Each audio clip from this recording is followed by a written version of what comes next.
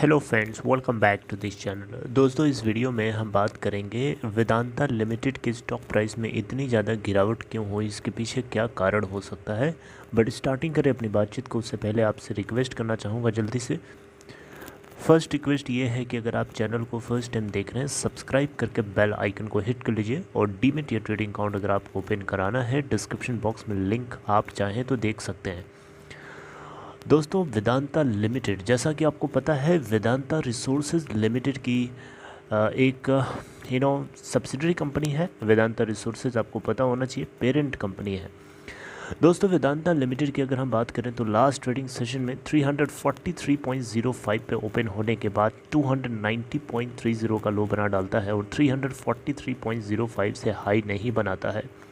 6,94,94,735 total volume generate हुआ। Market cap है इस कंपनी की 1,15,065 करोड़ रुपए। इसका 52 वीक लो है 106.05 का और हाई है 385.90 का।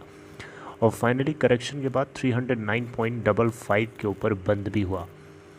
दोस्तों, वेदांता लिमिटेड के अंदर अगर हम देखें तो कंपनी के अंदर प्रोमोटर्स की क्या हिस्सेदारी है, ये बात आपको पता होना चाहिए। देखिए, प्रोमोटर्स के पास सितंबर क्वार्टर में 65.18% की हिस्सेदारी है, जिसमें 99.99% ऑलमोस्ट 100% इन्होंने गिरवी रखा हुआ है। एफआईआईज़ के पास 8.69% की स्टेक है, 11.92% डीआईआईज़ और 13.88% पब्लिक की हिस्सेदारी है और 0.33% अदर इन्वेस्टर्स हैं। कंपनी के फाइनेंशियल्स को अगर हम देखें तो सितंबर क्वार्टर के अंदर कंपनी को बढ़िया धमाकेदार 5,812 करोड़ का प्रॉफिट हुआ, जबकि लास्ट जून क्वार्टर के अंदर 5,282 करोड़ का प्रॉफिट था।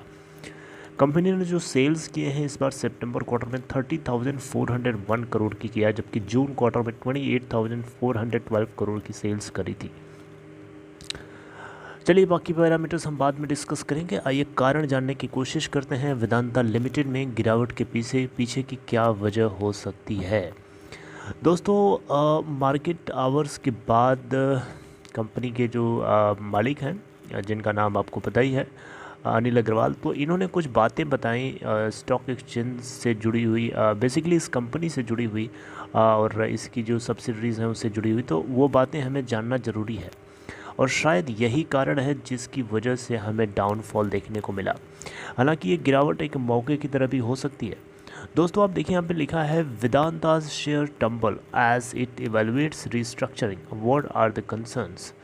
दोस्तों, बात ऐसी है कुछ कि वेदांता लिमिटेड जो है लगभग 9% से भी ज़्यादा करेक्शन कराता हुआ दिखाई दिया, राइट। इसके पीछे का कारण ये बताया जा रहा है कि ये जो है अपने अलग अलग बिजनेसेस को ये जो है डिमर्ज करेंगे, यानी उसको इस स्पिन ऑफ करेंगे, स्ट्रेटजिक पार्टनरशिप्स कर सकते हैं, ताकि उनकी जो वैल्यू है, उन वैल्यूज़ हैं, उनको अनलॉक किया जा सके और कॉरपोरेट स्ट्रक्चर को सिंप्लीफाई किया जा सके। यहाँ पे घुमा फिरा के ना बताते हुए मैं सीधे सीधे बताऊँ तो वेदांता लिमिटेड का जो इंटेंशन है वो ये है कि ये वेदांता लिमिटेड को एक अलग कॉलम में रखना चाहता है लिस्टेड फॉर्म में, यानी स्टॉक एक्सचेंज के ऊपर वेदांता लिमिटेड लिस्टेड रहेगी।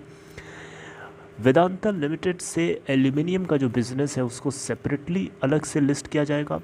आयरन एंड स्टील का जो बिज़नेस है इसको एक साथ अलग से लिस्ट किया जाएगा। ऑयल एंड गैस का जो बिज़नेस है उसको अलग से एक जगह लिस्ट किया जाएगा। तो टोटल देखा जाए तो इनके 4 वर्टिकल्स बनते हैं। कौन कौन, मैं आपको फिर से बता देता हूँ। ये है वेदांता लिमिटेड, दूसरा कॉलम हो सकता है, या ऐसे ना समझिए, थोड़ा जगह कम लगेगी ना ऐसे। एक इनकी कंपनी होगी वेदांता लिमिटेड, दूसरी कंपनी होगी एल्यूमिनियम से जुड़ा हुआ जो काम संभालती है, तीसरी कंपनी होगी आयरन एंड स्टील से जुड़ी हुई, और चौथी लिस्टेड कंपनी होगी ऑयल एंड गैस बिजनेस, जिसमें से आपको पता है कि एक कंपनी वेदांता लिमिटेड जो है ऑलरेडी लिस्टेड है। बाकी ये 3 कंपनीज़ को ये स्पिन ऑफ करके अलग से लिस्ट कराना चाहते हैं स्टॉक एक्सचेंज के ऊपर, ताकि इनसे जुड़ी हुई जो वैल्यूज़ हैं उनको अनलॉक किया जा सके। इस पूरे डेवलपमेंट को या इस तरीके की इंटेंशन को देखते हुए जो एनालिस्ट्स हैं उनकी राय अलग अलग तरीके हैं। कुछ लोग इसको पॉजिटिवली देख रहे हैं, कुछ लोग इसको देख रहे हैं कि ये एक वेदांता लिमिटेड की तरफ से पहले के कुछ लिए हुए एक्शंस के बिल्कुल अगेंस्ट जा रहा है।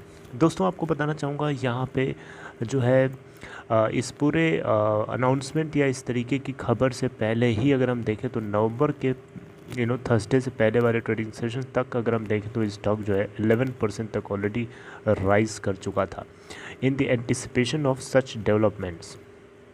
यहाँ पे आपको बताना चाहूँगा जो है वेदांता की तरफ से जो लेटेस्ट इंटेंशन है डिमर्ज और सेपरेट करने का इसके लिस्टेड डिफरेंट एंटिटीज़ को, ये बेसिकली देखा जाए तो इसके पास्ट कॉरपोरेट एक्शंस को कॉन्ट्रडिक्ट करता है। आप देखें यहाँ पे तो इन्होंने 2012 और 2017 के आसपास इन्होंने कुछ कंपनीज़ को मर्ज किया था, जिसे Vedanta had merged its several listed entities such as Sesa Goa and Sterlite industries in 2012 and further Sesa Sterlite and Cairn India in 2017।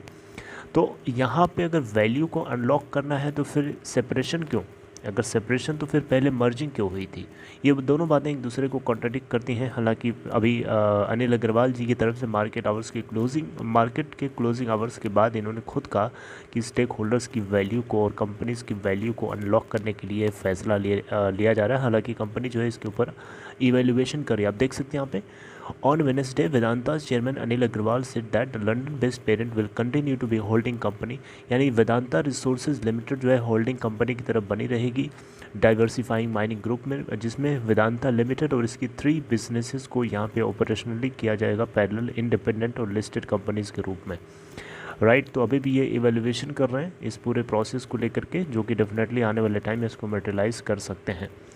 Right तो दोस्तों ये एक अपडेट थी जो आपको पता होना चाहिए। I hope you like it. अगर आपको कंटेंट अच्छा लगा तो इस वीडियो को लाइक शेयर कर सकते हैं और आपको कारण पता चल गया होगा, बहुत अच्छी बात है। Take care friends, this is all.